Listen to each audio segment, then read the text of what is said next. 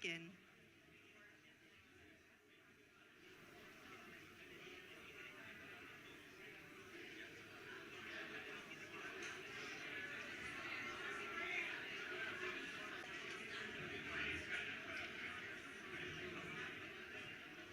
Partners, please take your seat. We are now.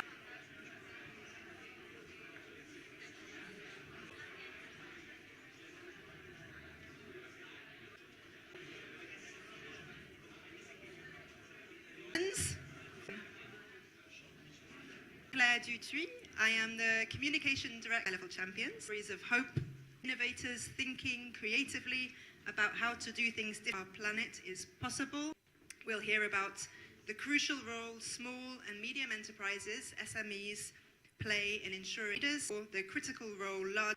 Along the way, we'll ask you to get questions from the floor. This session, allow me to invite to the stage Jesper Holmberg, CEO of the Global Resilience Hub here in New York and at COP, as well as being a great support makers to you. I also welcome you to New Climate Week, which is a pretty big invitation to extend. It's a big thing. It's upstairs a few hours ago. Welcome also to the Resilience Hub. We think that we're very proud to have COP26. And this year, I'm particularly SMEs. I'm the CEO of GRP now.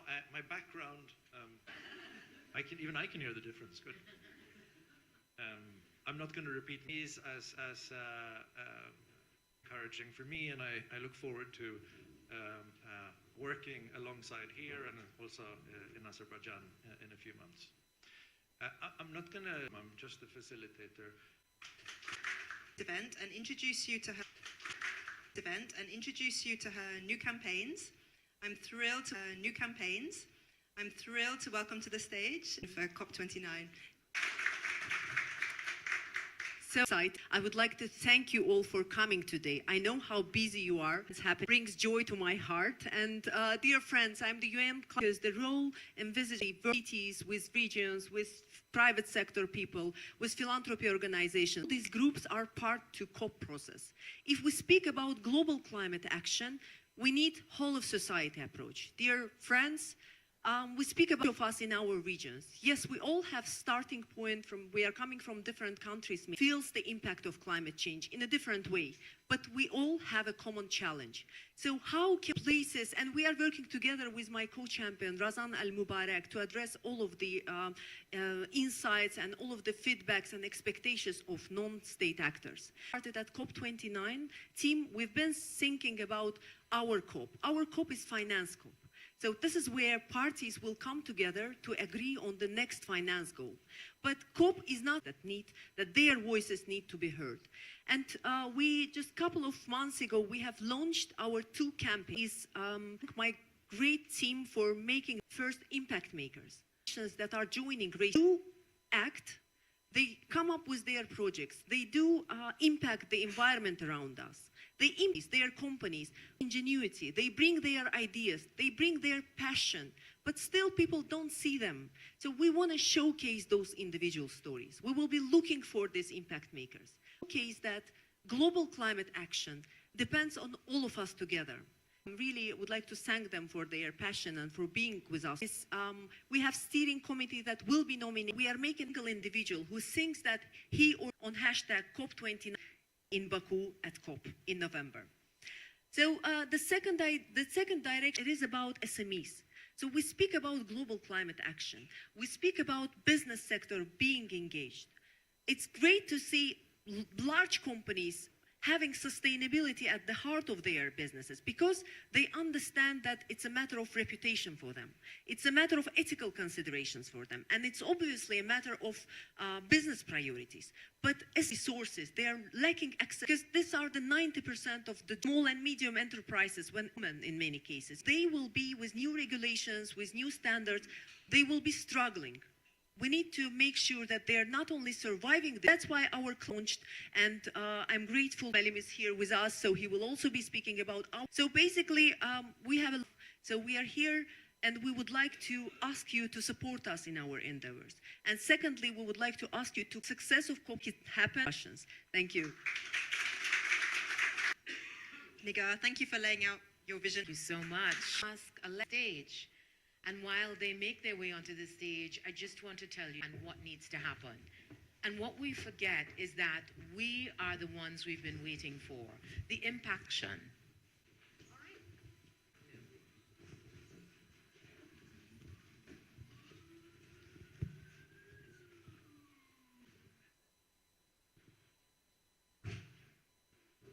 Welcome. Okay. Welcome, panelists. So what I want to do is to just give you a second to introduce the initial set of remarks, okay? Is that all right? All right, we'll start with Ram. Hi everyone. First of all, it's such change makers and global leaders. So thank you so much for this opportunity. You're a student at the University of Pennsylvania, and I'm also the founder of Rainergy, a project I started when I was heavy rainfalls in my hometown, Guba. And to be honest, I felt often frustrated when sometimes these storms led to blackouts. Sitting in the dark, counting minutes until the lights came back on. And those moments, although temporary for me, would have advancements to live in a permanent power outage. And shortly after, right now, 1.18 billion people in the world lack access to electricity, and about 201 million of them reside in areas with high precipitation. And that was when the idea for Rainergy was born. At Rainergy, we focus on addressing energy poverty in these underserved communities by developing generators to clean energy. So with the support from Azerbaijani government mini model in Azerbaijan, and currently the family uses Rainergy device to light their yard and to charge a battery to use during power outage. By focusing on the areas with high precipitation and no access to electricity. And we believe that harnessing the power of nature not only illuminates lives, but also paves the way for a sustainable future where and hope. Wonderful, thank you. Hi everyone, also really to be honored K through 12 education here in the United States. And as a climate crisis, right, it's not something from the future. We've already seen winter storms, we've already seen people died, we've already seen the increase in hurricanes. And so we really believe that it's important that youth, especially to tackle these issues and really empower them. Thank you. So my name is Gender and Economic Inclusion at IFC. So IFC is the regular focus on the private sector. Climate, it's really the core of our work. And IFC is also a member of the steering to be here with those very inspirational entrepreneurs. Wonderful. Hello. Yeah, thank you, Mirik Gogri, the office based in India, which is our family, where we started to focus on climate as a issue to work on, deploy capital on. Over the past 5 years, we have deployed capital over globally. Our different financial 4 or 5 years, we have been getting some good success, really solving philosophy and nature-based solutions. We have funded areas of energy, circular. Brilliant. All right. So, Alexia, it's you to create bigger impact on your initiative. Really root a traditional in our career. Some of our work protecting the Colorado River across Austin. And so we worked with a lot of young people in schools. And one thing that they had, brought up, seeing all the pollution through the river, development plan for the corridor. And we were able to work with different frontline communities that lived alongside this connection to the land. So a youth-led process. And there were just so many insights about the native plants and how they were used in medicinal practices, role in protecting the river that we couldn't have got institutions, government, academia. But if we just have external entities connecting youth to the community, we were in opportunities that really supplemented what they were learning inside the classroom. And so it really needing to collaborate with the local communities, with youth, and with like the students, the community, etc., strengthening the entire body of work. Brilliant that Rainergy is facing in terms of scale. What is the plan around scaling, and what you're overcoming those? Of course. So I was only 14, so I was in middle school. Entrepreneurship is what businesses are, and the Accelerator program, Climate Launchpad program, about the feasibility of our product. Rainergy would succeed, like technical improvements that we did in our fund and Islamic Development Bank, implement and test our prototype, disrupted some of our plans to test and implement. Azerbaijan is not generally considered a rainy country, so we were considering testing it actually in Bangladesh because we had some connections there with the Islamic Development Bank, but then we adapted our plan, and as I mentioned, 2000. Another challenge that we are currently facing actually is the variability. It's not efficient. So what can we do? How can we store this energy? Storage solution of energy to kind of create a hybrid device. And so we have some challenges in that area that we are currently researching to solve. And I think one of the major areas that challenges is the fund. And we were from the Islamic Development Bank and Azerbaijani government to basically help us with the research and prototyping stage at Rainergy. But going like we see is investors basically seek quick returns, but developing years of development. So basically getting quick financial that long-term sustainable development happens is kind of the key item. So basically right now we are looking for right partnerships and investments from people who understand this long-term development that sometimes it takes to fully adapt at large scale.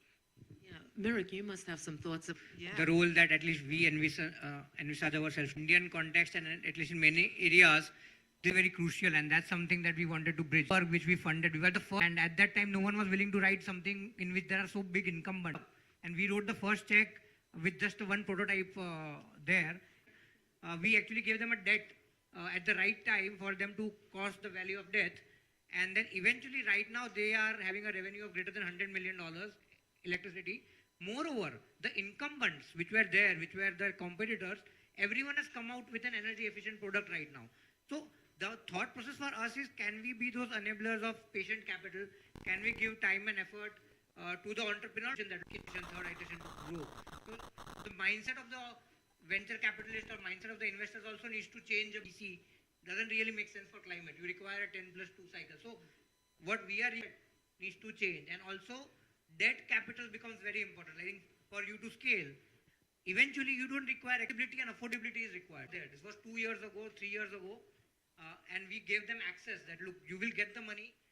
For the first 6 months, we were the only debt ourselves as trying to establish industry standards, which then can be followed, and trying to de-risk the business model and de-risk the technology so that more conservative capital would hear us. So we definitely see this as a relay race. Organization, and maybe organization as big as IFC, eventually at the right time to take it in, and we want to take those higher risk bets. So that's how we envisage the role of is that people are taking needs to change, right? The reason we got how for turning things around. So I think women have 50% of the workforce are women. Making sure that those women farmers have action, making sure that they're also integrating in those supply chains. Really being systematic in this approach, and every year that systematic in this approach, and every year that this is taking into consideration. Last year, long-term financing to green finance, half of it project to increase the because the low number of women entrepreneurs, it's important to raise their profile. Participation about today, but also making sure that we're holding that objective of 50% participation, and rather than waiting for people who say, oh yes, please fund me. Us today, Sela here? Do you hear? From the audience?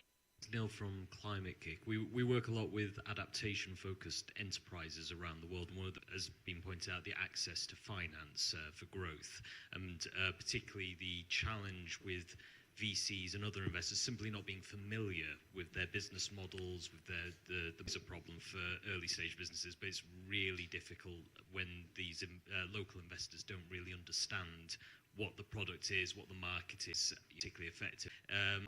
The businesses reached a maturity. Could you say anything about to try and get them more comfortable with working with? To also address the issue of scale, because what we're seeing is that the scale of some of the solutions that are... Your question is very timely, actually. At COP20 climate, And the idea was really to those kind of innovation that are so needed and much required. So we are in this first cohort, women startup entrepreneurs, and we'll provide them an entrepreneur proposal. And you really need, so I'm pleased to an entrepreneur proposal. And you really need, so I'm to announce that actually the particular case, you don't some sort of a family office, horizontal in nature, for example, which are more data driven. And that solution is where the venture capitalist can actually play. So I would break it up into two parts, that create an ecosystem where this branching out of the deeper funding, where the community also starts funding, and there where the blended finance can start kicking in. So that's how at least we are looking at the space. All right. Do we have any other questions? Wonderful. So there is belief that every good environmental and really good luck with them. Do you see any opportunity for each of them to become a yes in what perspective? And probably if you're from And Rayhan, yeah. Challenging because Start Empower, you have a model, and so we work with different school districts and schools, and they actually pay us to provide professional development and to provide programming to their schools, because that is already funding that they have access. And so we've been able to sell our curriculum in that manner while still that don't have funding, because those are the Black and brown youth that are most impacted by the climate crisis. Support our team while being able to serve low-income community. I think for Rainergy right now, we don't have we haven't had any sales yet. So currently we mainly have grants in order to fully scale it at a large scale, first locally and then globally, as I do basically kind of like having the sustainable financial part for Rainergy. So we've had two questions from men, and in the Thank you. My name is Milena, and I work for the UN Small and Medium-Sized Enterprise, and also to scale their climate solution as an NGO. But do you have specific barriers you face just because you are youth, and what do you need actually? So that's a great question. In the for Rainergy, I was only like a school student, and it was like, how you're like doing this? We should solving that challenge. What I did is like to build a team, technical advisors who is science-based, like going about like the age problem, but it was the investment issue, and we're not interested. So grants. So we were providing us with grant that enabled us to build the prototype, test it, and implement it in real conditions. But as I mentioned, right now going forward, we are looking. One of them. I also have been told that I look a lot younger than I am, head of a district or something like that. Like sometimes people think I'm just the intern, or like to really help expand where the states. And so building those connections with the foundations, it's a challenging field to kind of get into, and there's a lot of barriers because most of them you have to have a personal contact. So we're doing some networking here at Climate Week and otherwise to get some in media, and I think that's why it gives you credibility, allows you to connect with new people, to build partnerships. I've had teachers that came into an event, and then suddenly we started talking, and now we're working with their entire school. And so I do really think uplifting these stories are really. All of you, story, big or city, please do share it. We would love to hear from you. We would love to hear from you. If maybe you can also nominate someone, please. If maybe you can also nominate someone, please. So please to get involved in that. And theme for the morning, small and medium enterprises. Theme for the morning, small and medium enterprises, SMEs, and to explore real-world examples of how actors can enable SME climate action. Who better to lead us for the next panel than Maria Mendelutri? Maria will be known to many of you as CEO of We Mean Business Coalition, which catalyzes business and policy action to accelerate the inclusive transition to a net zero economy. And you will also most likely know that Maria co-founded the SME Climate Hub in 2020. So a real leader in this space. Thank you so much for being here, Maria, and over to you. Thank you. It's a pleasure to be here. Let me ask my fellow panelists to join. Kathleen from Walmart, Natalie from HSBC, I'm looking for Orcam, okay, nice to see you. And then Andres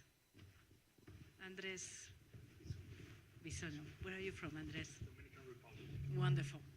We will spare you the Spanish talk here, but I'm very pleased to be with another Spanish-speaking person in the panel.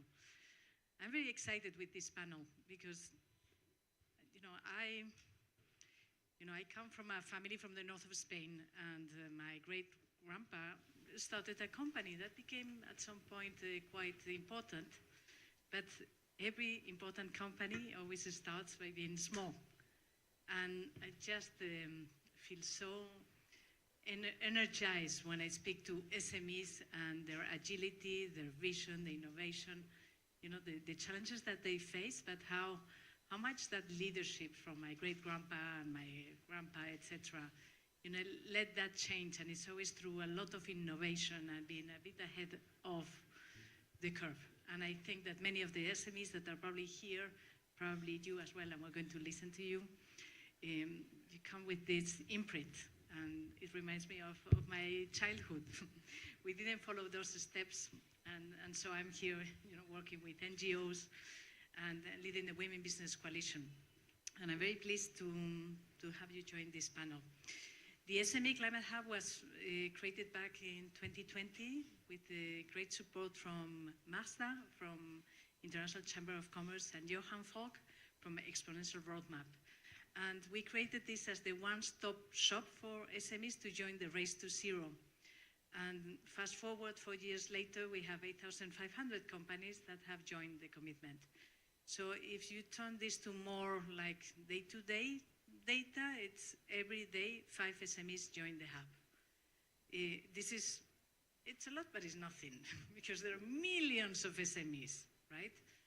And the way I see this is that it's both an opportunity for those that are leading to show, what they're doing, but also a great opportunity to bring people along, bring SMEs along and equip them for what is to come. And so that's why we provide tools, education, calculators, and we work with many of you on the panel. And so I'm going to start with Andres, because we always need to start with the SMEs. So tell us what you do. Tell us, how do you see climate action from an SME perspective, and how do you think that compares to being a big company? And yeah, help us understand your story. Amazing. Thank you. Good morning. Thank you, Climate Champions UN, for the invite. Thank you, ITC, as well, for having us here as a youth ecopreneur in their program throughout the week and kicking it off with New York Climate Week. And it is an honor to be part of this panel, especially as a SME, and just kicking it off out of the races in our day-to-day to fight climate change. In our case, SOS Carbon is a spin-out from MIT. I am from the Dominican Republic as chair, but I am an MIT alum. And back in 2018, we saw 2 main challenges. One, food security, and then sargassum seaweed invasions affecting the Caribbean.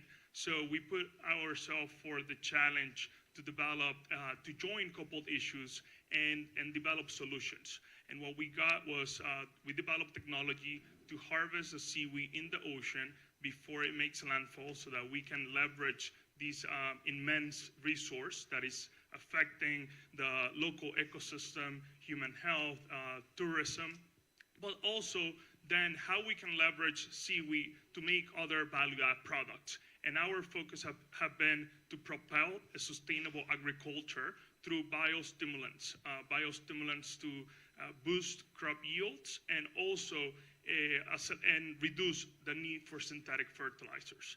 At the end of the day, I think it's about all of us collaborating together, not only SMEs, and I think it's also about the value that SMEs can bring to large enterprises, to establish enterprises.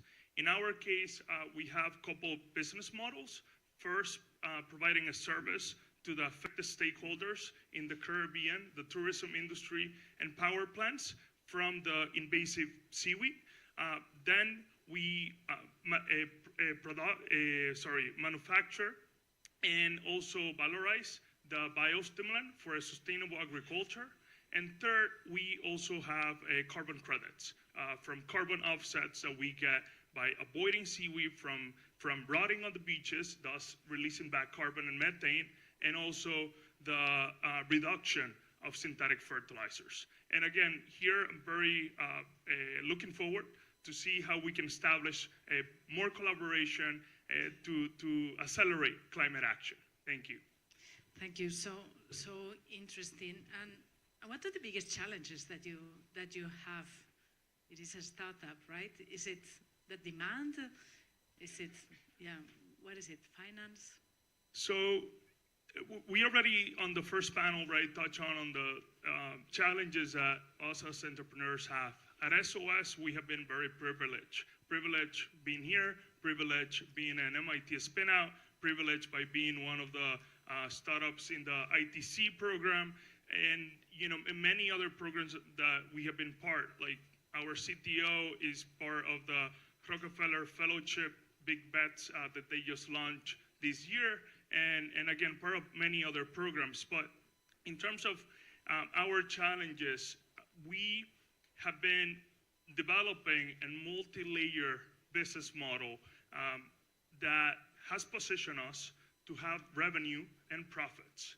And now it's about scaling that impact.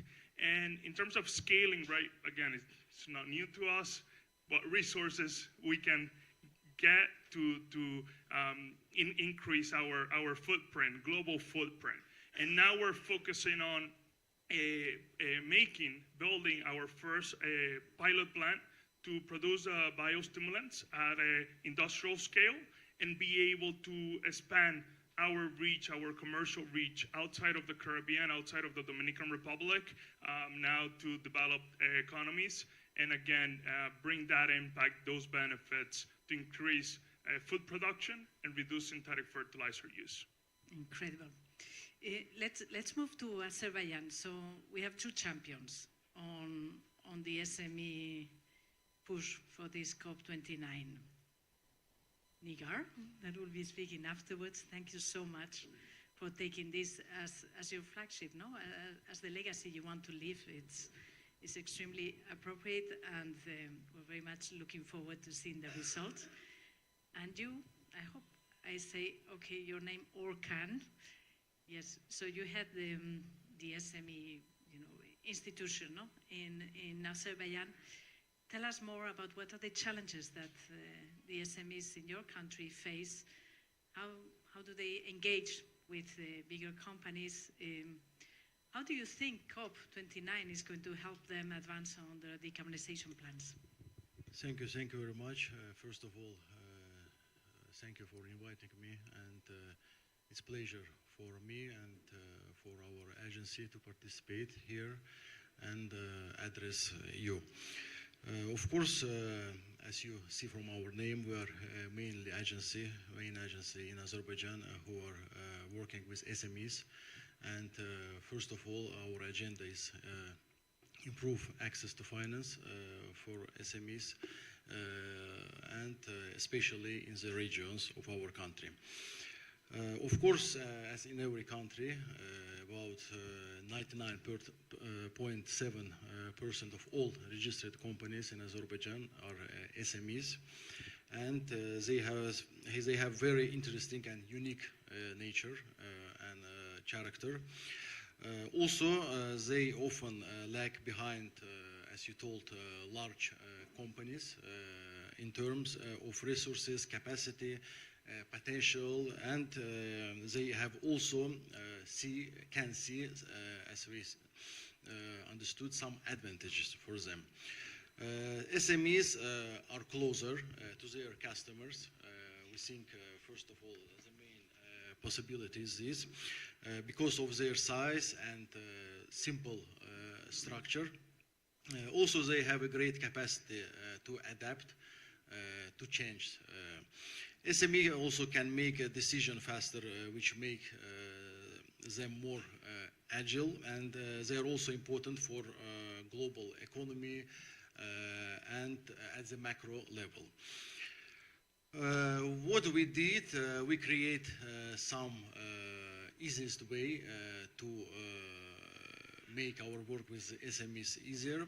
We create SME House in Azerbaijan. SME House is a one-stop shop for all businesses, not only for SMEs. It's a one-stop shop, and this SME House provides G2B and B2B services from government institutes and non-government. No waste of time. SMEs can enter this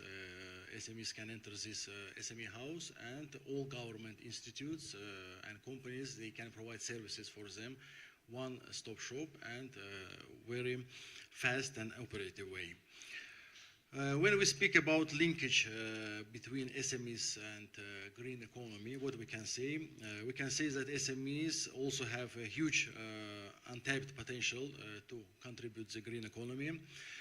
Climate initiatives has been historically concentrated on large corporations, but SMEs represent about 90% of all businesses worldwide.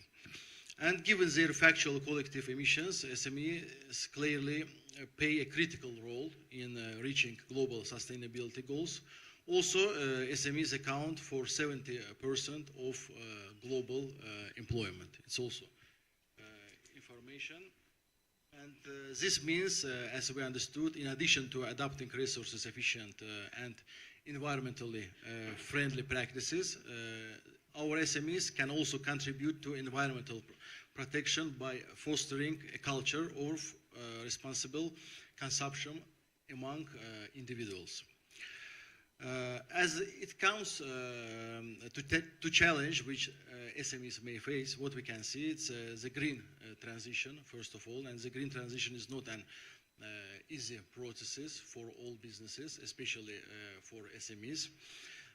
Typical common challenges include a lack of knowledge, insufficient capacity, and limited access to financial resources, as we see. Speaking to our input, COBIA's input to this, we recently announced a global initiative, the Baku Climate Coalition for SMEs Green Transition, manifested in the form of a joint declaration between the members. This declaration emphasizes the indispensable role of our SMEs of member countries in building green economies, developing innovative climate solutions for them, and their potential to lead in green entrepreneurship when properly supported. This declaration calls on all institutional actors and individuals to join forces in helping SMEs both to cope with challenges brought by the climate change and their green transformation. And we hope all members will support this declaration for SMEs. Also, as COBIA, we joined UN Global Compact. It was last year. And as a party to UN Global Compact, we will continue also to contribute to the global sustainable development strategy by aligning its strategy and activities with the relevant principles of sustainable development goals. Thank you. Well, I think you have a lot in this coming year and the years to come. I think we often talk about the challenges that the SME can have, but given their agility, you can also imagine the benefits of taking early action, and especially when you see volatile energy prices and the resilience that some investing in clean energy can provide to the company, and the savings of some of the measures that have an impact on the bottom line. So I encourage you to both address the challenges, but also highlight the opportunities. Consumers around the world value very much companies that are investing in clean energies. Investors do as well. It is just it's not the right thing. It is the right thing to do, but it's the material thing to do. It is, what makes sense. I'm so pleased to be next to Kathleen, because if there is a company that has been truly investing in helping the SMEs that are part of the value chain over the years, is Walmart. And it is the woman that is sitting next to me. So it's just not like a nice talk. It is real talk. And so it's always inspiring to hear you. I always learn a lot. So please, help all of us understand what your company and what you have been doing over the years to support the SMEs on this journey. Thank you. Well, thank you, Maria. I love to say it's my team and many of the NGOs in the room here and our suppliers who've really been doing it. So Walmart is a retailer. We operate in a number of countries around the world, and we're a big company now, but as you say, at the founding, it was an entrepreneur named Sam Walton 60 years ago who started a really tiny business in Arkansas, and then it's grown and grown and grown. So what we've been focused on is helping to make tangible projects viable for SMEs in the supply chain. So our suppliers. So of course we have a number of very big companies that supply us, Procter & Gamble, Unilever, these type of companies. But we have thousands and thousands of small suppliers. So we started a project back in 2017 called Project Gigaton, which aims to make it easy for suppliers of any size, including little ones, to implement practical things that help their businesses get stronger, but also decarbonize. So we give them ideas, and working with scientists from different NGOs, we're able to translate practical projects into emissions impact to help them calculate that impact, and then get access to resources, know-how, connections to other third parties to make those projects come to life. And the arenas for action include energy, so helping small companies implement energy efficiency improvements.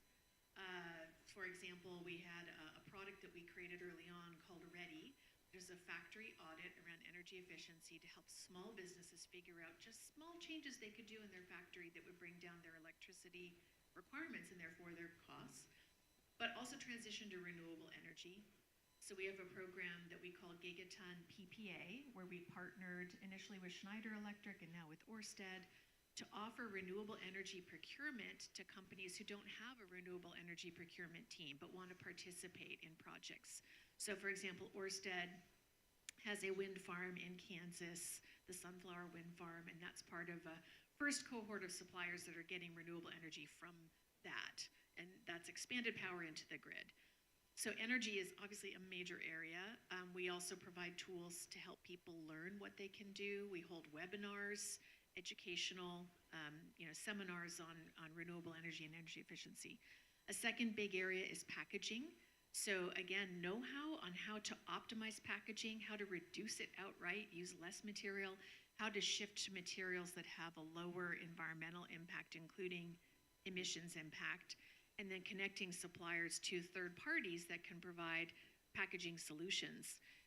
We've had packaging summits where we have thousands of suppliers joining virtually, and also hundreds in person, so different ways to do that.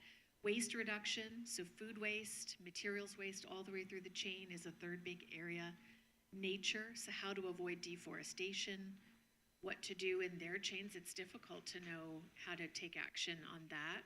Regenerative agriculture practices. So for example, we have farmers who are participating who make popcorn, and they're learning different practices to enhance soil health and to reduce inputs that bring down emissions. You were talking about synthetic fertilizers and how to lower emissions.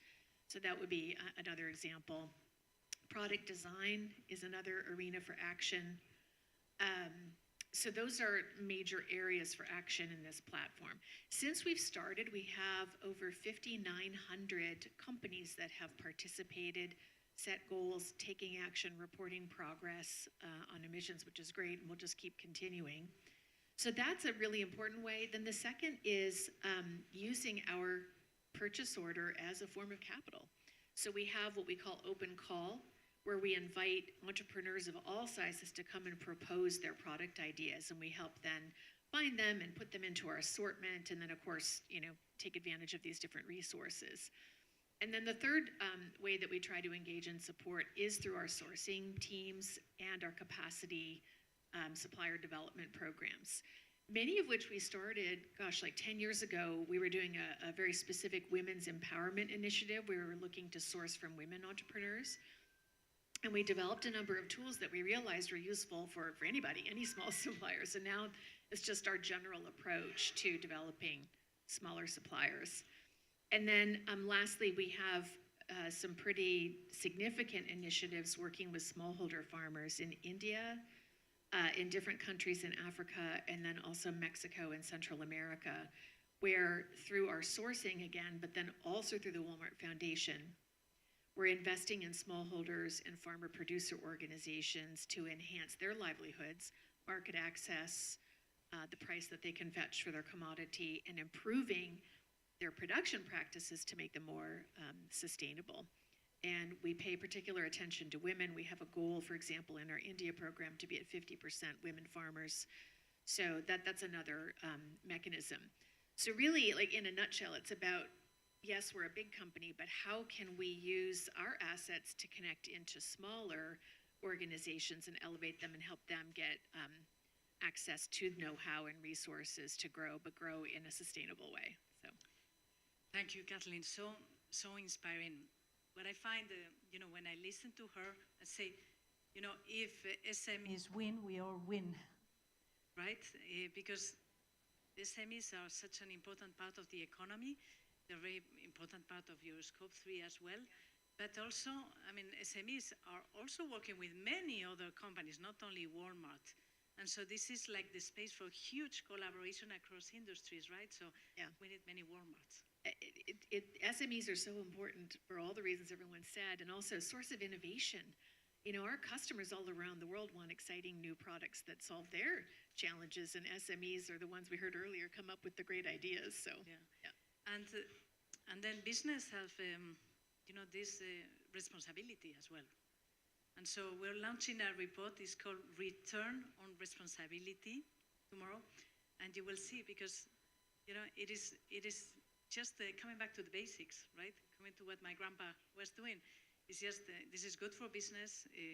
You need to act responsibly, empower women, help business come along, and this will pay off. But what I find that is also fascinating is like with children, you just educate them. You give them the right tools when they are small, so that when they grow, sustainability is embedded in their operations. And so that's what we're trying to do. But it's always something that comes, is finance. Where is finance? We need more finance to scale. Finance for SMEs. But also, the finance sector needs their clients to decarbonize. So HSBC, a world leader on sustainability. I know very well Celine, the CSO. Well, tell us, Natalie, as Director of Sustainability, how do you bring this practice? What is the role of banks? Yeah, how are you helping them? So I think banks are fundamentally systemic to the solution and the drive to net zero.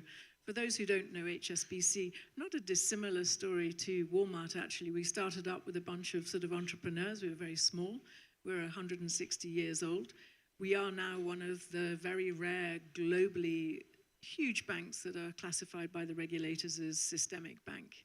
But we have, through Celine, through Noel Quinn, our sort of previous CEO, been really at the forefront of recognizing the role that we have to play in sustainability.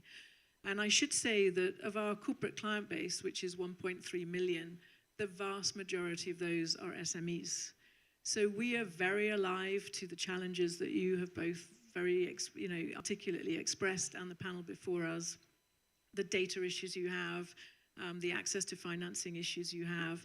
There are also the current issues that we find our clients have, which is the inflation, the interest rate environment, and we know that they are the most vulnerable to both policy shocks and supply chain shocks when it comes to decarbonizing and wider definition of sustainability.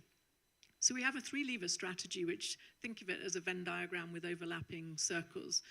The first lever is we want to transition all of these 1.3 million clients. Any man left behind or woman left behind feels like a failure to me. The second lever, you may not know that we are the #1 trade finance bank by a factor of 2. So that is a huge responsibility. Any segment that a corporate leads in, whether it's with that huge margin or a small margin, you're sort of responsibility for the whole of that sort of segment to thrive. And it's a business I used to run for 6 years, our trade finance business globally. And that includes financing supply chains. So you can see SMEs in lever 1, you can see SMEs, I think it is 90% of economies, 90% of supply chains are SMEs. So again, absolutely systemic in our organization. And then lever 3, that third circle, is we want to be the bank of choice for the new economy. And that's got 2 bookends to it and everything in between, which are those climate tech startups with the new ideas and the necessary sustainable infrastructure as well, and to fund that. So we have got, 1 is a good number, we've got an ambition of $1 trillion by 2030 for financing, and we are on track with that. We bought SVB Bank in the UK and have the team in the US for £1. We have put $100 million to work with Breakthrough Energy, and you were talking about return on capital, I think, earlier on the panel. That one is literally to just get the return of capital. So we've lowered the bar there. We've got a net zero accelerator. You were talking about not just debt, but equity as well. So we're also looking at equity. We've got $1 billion that we're allocating to climate tech startups. And that's very exciting. And I can say that we're well through that. That was supposed to be by 2030. I think we'll blow that by next year. So I'm very confident that we'll get more sort of capital there. So we have a fundamentally systemic role to play. And if I may talk about the work that we've done together, this is amazing. So with Walmart and their really pioneering leadership on Project Gigaton, they really used and leveraged the sort of HSBC through the supply chain financing to help those SMEs. And it's taken sort of like 3 sort of evolutionary phases. One was specific on sort of greenhouse gas reduction, which congratulations, because you're 6 years early on that one, which is amazing. The second phase of it is financing the sort of minority-owned and women-owned. And again, they get preferential access, which is what you were talking about, do we have access, and terms of financing. And then the third one is to bring in science-based targets as well through CDP. So it's evolving. All of these propositions need to evolve. So it's fundamental, it's critical. I think we like to think that we're moving in a more of an agile way than perhaps a big bank might do to address some of these sort of challenges. But we do recognize that there's a lot more that needs to be done, and we cannot do it alone. So partnerships like the one that we have with Walmart, partnerships with multilateral development banks. You talked about data challenges and resource and know-how sort of issues. We've partnered with Greenly to get a carbon calculator. This supply chain shock, one morning you can wake up to find, and actually some of our clients in the UK have woken up to find they're booted out of a supply chain because they cannot prove their carbon footprint. They cannot demonstrate their ESG scoring. So we work with EcoVadis on that. We've got 10 partnerships that we work with to sort of help fill these gaps that we know these clients, our clients of today and tomorrow have. Thank you so much. Thank you. Very, very interesting. So together with the high-level champions, we are launching a campaign that is called the SME Climate Drive. We want to get 10,000 of SMEs to commit to set net zero targets, provide them tools, education, etc. As I say, this is peanuts. We need millions, okay? But you need to start with 10,000, then it goes to 100, etc. So I invite you all to help us with this campaign and support us. But before doing that, you have time for 1 or 2 questions. Anyone wants? Okay, there's a gentleman there. Thank you. Thank you. My name is Floris. I work for EcoChain and we run supplier engagement programs. For that reason, I have a question for Kathleen. I think the cool thing about these supplier engagement programs is that you work for big companies, but most of your suppliers are SMEs. How do you incentivize them to keep on reducing? Because what we run into is that a lot of times they disclose their PCF or their LCA, but how do you keep them engaged afterwards to help you in your company reduction targets? So every year we invite our suppliers to take a look at their goals. Some of them are still in progress, but if they've achieved a goal, then to reset a goal. And we have been rewarding them with status that we called Sparking Change and Gigaguru. And we've been raising the qualifications to get those designations every year since we started.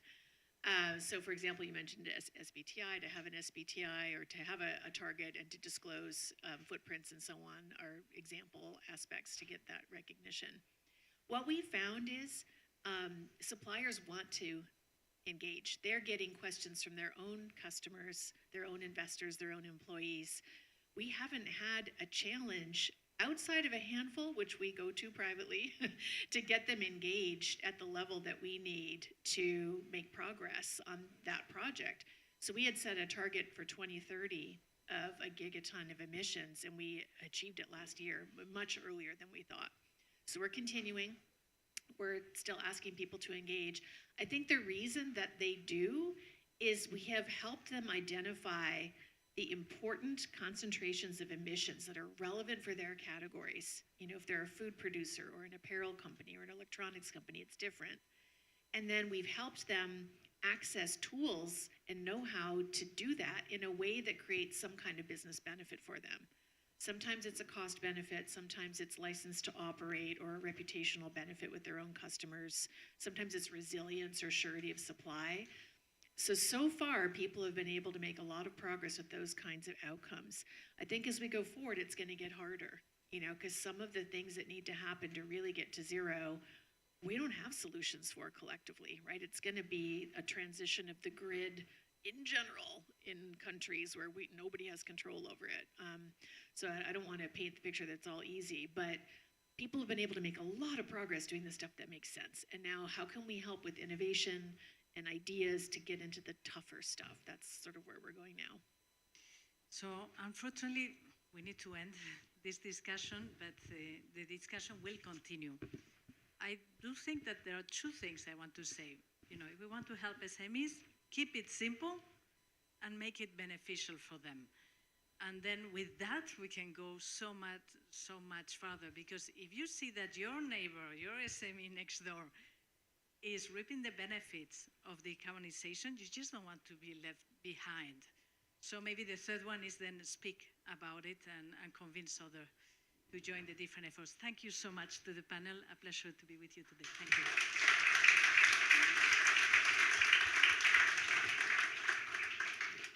And a big thank you to Maria as well. Thank you so much to all our panelists. Really tangible suggestions there and lots of good ideas to take forward. I invite, as our panelists return to their seats, I invite all of you in the audience to consider supporting this campaign, our Climate Proofing SMEs campaign.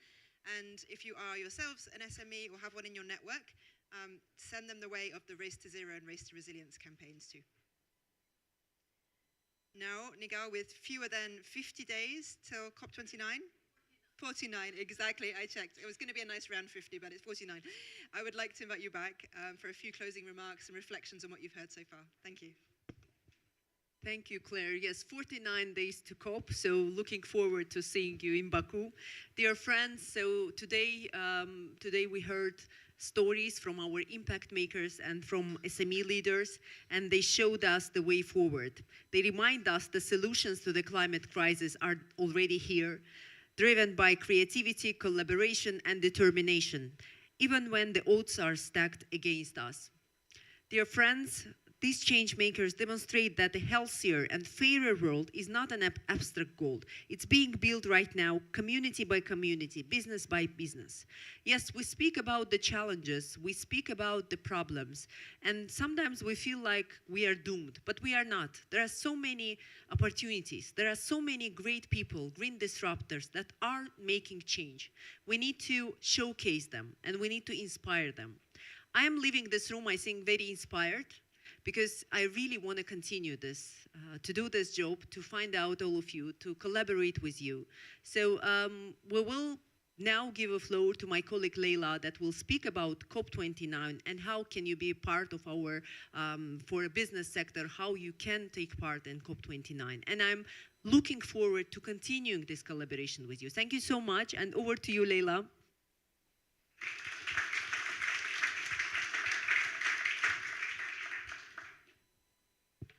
Thank you, Ms. Nagar. It's my honor to be here.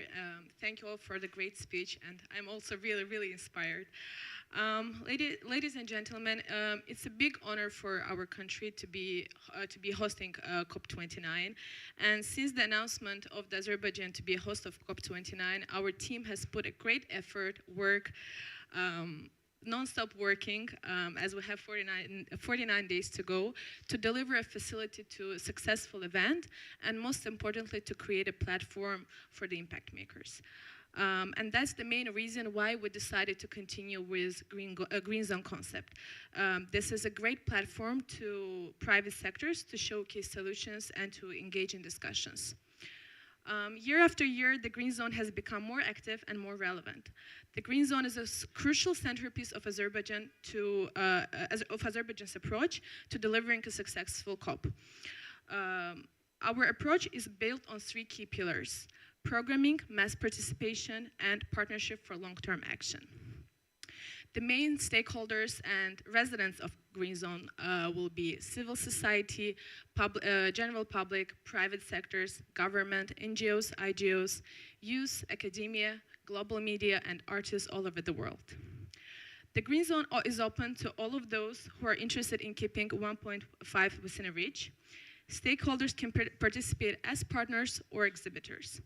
Partners will be able to share innovations, innovative ways in which they're contributing to climate action by awareness-building opportunities. And exhibitors will have the opportunity to share sustainable best practices and climate efforts through exhibits, discussions, events, and other activities. We welcome continued engagement from all businesses interested in Green Zone, and I look forward to welcome you all in Baku in November as we come together in solidarity for a green world. Thank you.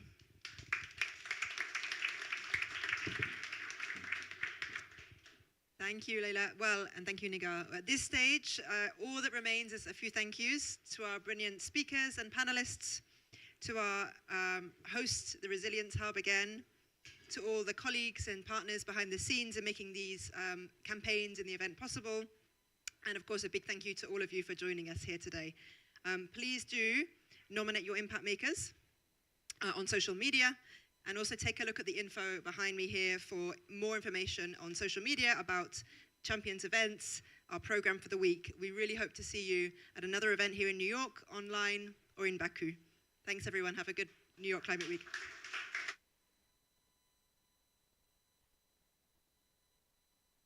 Speakers and panelists, we'll take a family photo. So if you wouldn't mind coming, we'll take a shot now. Thank you.